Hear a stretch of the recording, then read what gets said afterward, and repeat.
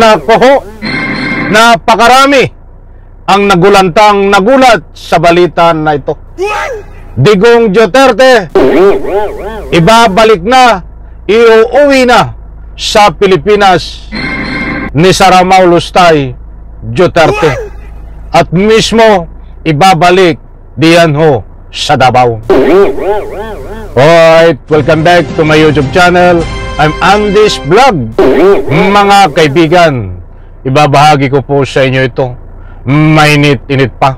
Dahil hindi naman po lingid sa inyong kalaman. Itong pagkakaroon ng pansamantalang kalayaan na request ng kampo nitong si Digong Duterte. Datapwat sa puntong ito ay ang mainit pong usapin itong pagbalik sa Pilipinas ni Digong Duterte at ibabalik ni Sara Maulustay Duterte at yan mismo dadalhin sa Davao. Aba, talagang matindi ho. Bakit nagkaganon? Sa like muna sa video na ito kung nagustuhan nyo po. Sabay-sabay po nating i-like ang video na ito. Sa lahat ng hindi pa nakasubscribe dito sa aking YouTube channel, please subscribe. Pwede rin po kayo mag-share ng video na ito. Mas mabuti pa, mga mahal kong taga-subaybay, ay pakinggan natin ito. Itong balita na ito dahil mismo ang nagsalita dito ay si Sara Maulustay Duterte na ibabalik niya sa Pilipinas at mismo sa Davao niya dadalhin ang kanyang tatay na si Digong Duterte. Aba, yung bang pansamantalang kalayaan ay ibinigay na kay Digong Duterte. Mas mabuti pa mga kaibigan ay para hindi kayo mabiktima ng anumang fake news, panoorin, pakinggan po natin ito hanggang dulo. Nako ho, magugulat kayo sa nangyaring biglang ito. Eto, shoutout po sa lahat. Dapat ng payagan o apruban ng International Criminal Court o ICC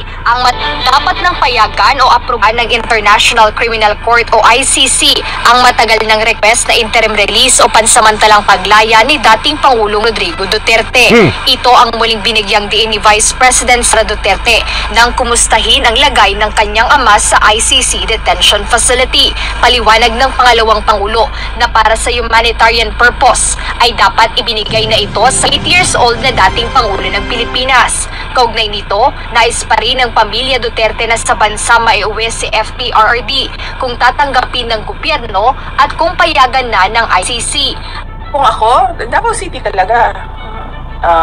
Davao City, Philippines. Kahit house arrest yan doon, kahit na gusto ng ICC na ilibing sa ilalim ng bunker yan, ng house arrest niya. Ay talagang, kala ko kung ano na to mga kaibigan. Kalat na kalat ho, mga mahal kong taga-subaybay. Sa malaking stream media at sa social media, sa comment section, ay nagpapakalat to ng anumang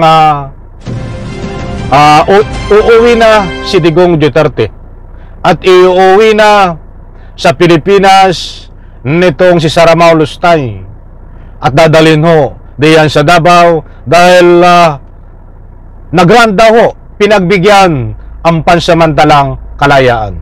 Mga kaibigan, disclaimer lang po, mga mahal kong taga-subaybay, tayo ho ay nagbabase lang sa mga nakakalap natin na batayan at siyempre nagbatay ho tayo dito buhat sa News 5 na ang sinasado dito. Ang sabi ni Sara Duterte ay gusto niya nang iuwi dito sa Pilipinas si Digong Duterte kapag nag-grant ang pansamantalang kalayaan at mismo ay ibabalik niya sa Davao. Ba't kalat na rin ho sa social media at marami ho ang nagtatanong kahit sa comment section dito ho sa aking YouTube channel kung totoo daw ho na itong si Digong Duterte ay talagang makakalaya na at kung totoo daw ho na ito ay babalik na ng Pilipinas. Tayo po ay hindi nagpapakalat ng anumang fake news. ang buong katotohanan dito ho sa kumakalat na si Digong Duterte ay babalik ng Pilipinas at ibabalik sa Davao ni Saramao Lustay Duterte, yan ho ay pawang fake news. Nagpapakalat ho niyan ay mga kampo ni Saramao Pusit Duterte na sa ganun ho ay humihingi ng simpatiya, nagpapawaipi kung ano-ano na ang mga sinasabi na mga fake news. Datapwat sa puntong ito ang purpose ko ho nito. Huwag po kayong maniwala dito sa balita na ito na si Digong Duterte ay uuwi ng Pilipinas diyan sa Davao. Huwag po kayong maniwala. Yan ay pawang fake news at huwag po kayong makisimpatiya na awa dito kay Digong Duterte. Dahil nagpapaawa ho, kahit itong si Saramao Lustay ay nagpapaawa ho. Huwag kayong maawa, bagkus.